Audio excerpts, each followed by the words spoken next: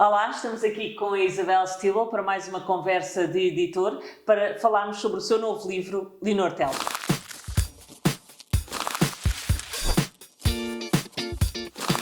Isabel, obrigada por estar aqui connosco. Vamos começar por falar um bocadinho da sua pesquisa. Em todos os livros faz uma pesquisa muito aprofundada sobre a personagem, sobre os locais por onde passou esta personagem. O que mais a surpreendeu na pesquisa deste livro? Sofia, primeiro obrigada por este convite e por mais este livro, e nós somos uma equipa imbatível, como dizem os leitores, por isso esta conversa é informal entre duas pessoas que se conhecem bem. Sofia, eu acho que se calhar a maior surpresa foi perceber que temos sido vítimas de fake news há séculos e séculos, e mesmo muitos historiadores têm-na repetido, os manuais da escola continuam a dizer e a dar-nos um retrato de uma Leonor aleivosa, vingativa, capaz de matar a irmã, sem escrúpulos para nada, ao mesmo tempo muito bonita, muito sedutora, uma Eva do paraíso, capaz de seduzir o rei e levá-lo às maiores barbaridades. Eu acho que essa foi a minha maior surpresa, foi descobrir que não é bem assim. Que nos leva à crónica de Fernão Lopes e este tema também bastante recorrente nos seus livros, que é a forma como a história trata as mulheres. Neste caso, o Fernão Lopes teve aqui algum trabalho nessa imagem que fez e que construiu da Leonor Teles. Exatamente, eu acho que Fernão Lopes tem obviamente muito mérito, toda a parte rigorosa dos tratados, etc., está bem retratado nas suas crónicas, mas é um escritor fabuloso, envolvente, mas tem uma agenda.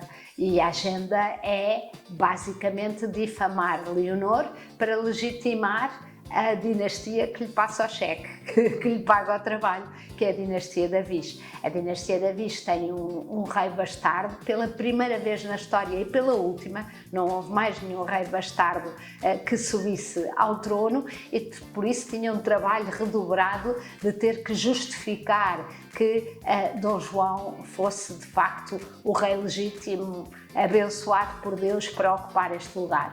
E só pode fazer isso difamando a mulher que vem atrás, porque ao difamar Dona Leonor, ele acaba por pôr em causa, implicitamente, nas linhas e nas entrelinhas, que Dona Beatriz, a única filha do casal real, fosse de facto uma filha legítima. Porque, Sofia, afinal a senhora já tinha tido um casamento, já tinha tido um filho que tinha abandonado, tinha uma filha que nem sequer se conhecia o nome, depois casa e seduz o rei, mas depois supostamente tem um caso com um amante, do qual não tem escrúpulos de ter 2 filhos. Portanto, quem é que vai dizer que aquela princesa é infanta de facto? E no momento em que isto acontece, isto é importantíssimo, porque Dona Beatriz continua em Castela, rainha de Portugal, e a proclamar os seus direitos. Portanto, ele tem que fazer o seu trabalho bem feito, e de facto faz, porque séculos depois ninguém está a pôr em causa a crónica e tomam-na como nem a Bíblia é levada tão à letra. E falando aqui também da Beatriz, da filha, outro tema também recorrente nos seus livros é esta relação mães-filhas.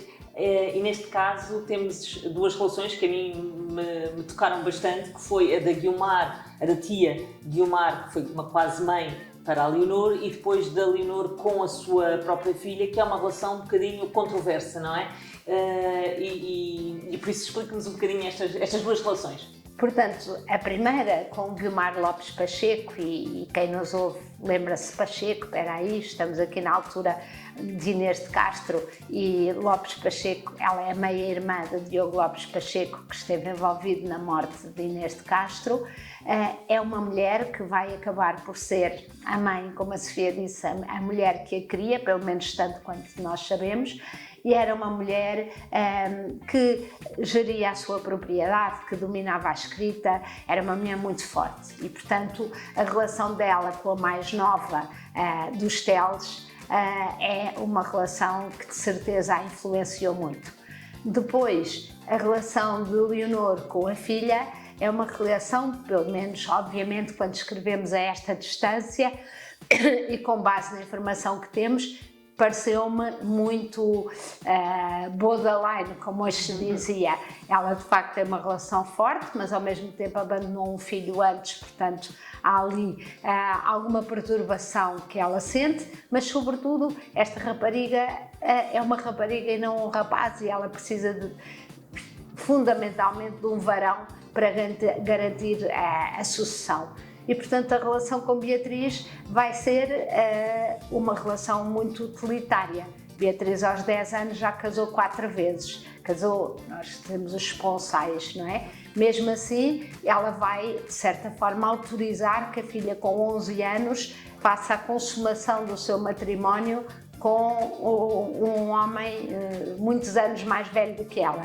Nada disto é absolutamente invulgar, há outros casos, outras situações, mas de facto ela usa a filha como no fundo as mães usavam e os reis usavam estas infantas, basicamente como peões numa guerra diplomática para manter o poder. E portanto a relação dela com Beatriz, eu acho que é de imenso afeto, mas simultaneamente uma consciência de que ela nasceu para servir um objetivo. Quando falamos de tratados de casamento da Beatriz, falamos de outra personagem surpreendente, que é o Conde Andeiro. O Conde Andeiro é outra das grandes surpresas. O Conde Andeiro, afinal, bem vistas as coisas, era muito próximo de Dom Fernando e muito próximo de Dom Fernando, muito antes de Dom Fernando estar envolvido com Dona Leonor. Encontrou-se na Corunha, o rei encanta-se com ele, traz-o com ele para Portugal, dá-lhe logo imediatamente muitos privilégios e vai usá-lo ao longo do seu reinado, sucessivamente como conselheiro ou embaixador, nomeadamente nas relações com a Inglaterra.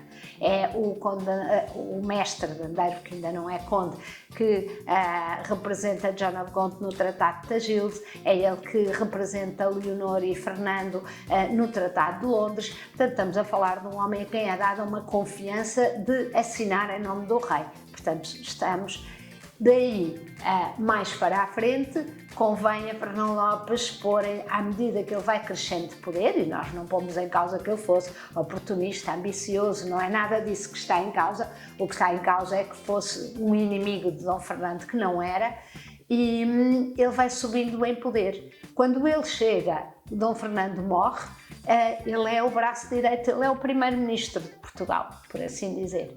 E para horror da nobreza, que vê este comerciante, mercador da Corunha, da pequeníssima nobreza, subir ao título de Conde de Orém, quando em Portugal havia 4 condados e ele é um deles, e a subir nesta importância. É um novo rico, por assim dizer, a entrar na nobreza e, portanto, tem muitos inimigos. Quando Leonor fica sozinha, é uma mulher assessorada por um novo rico, obviamente que a nobreza, inclusive o irmão de Leonor Teles, tratam de o fazer desaparecer. E é essa a história. Agora, se ele foi ou não amante de Leonor, tem que ler o livro e nunca vamos saber, tem que cruzar a história e ver a plausibilidade. A verdade é que aparecem 2 crianças de facto no final deste reinado, quando o grande drama de Leonor era aparentemente não ter conseguido produzir nenhum filho varão. Nenhum destes morre, ninguém garante que ela não tenha tido outras gravidezes que acabaram em nados mortos ou em crianças que morreram muito pouco depois de nascer e que a crónica não nos tenha contado. Seja como for, é suficiente para um romancista histórico. E para terminar as nossas conversas de editor, pedia-lhe para nos dizer que Leonor é esta? Qual é a sua Leonor? A minha Leonor é uma mulher complexa. Basicamente, as mulheres naquele tempo, e se calhar ainda hoje em dia, dividiam-se em 2 polos. Ou pertenciam às Virgem Marias, que tinham que ser muito dóceis, estar em casa e cumprir com os papéis que lhe eram determinados, ou ambicionavam mais poder, mais relevância, e nesse caso iam para a categoria das Evas, da Jezebel, das mulheres de má fama. É isso que Fernão Lopes nos está constantemente a dizer. Muito bonita, muito sedutora, e que era, de facto, e por isso capaz de tudo, como uma feiticeira ou uma bruxa. A minha Leonor é uma mulher complexa, que tem coisas boas e coisas más, e que sim, gostava de poder e era ambiciosa. Obrigada, Isabel. Obrigada.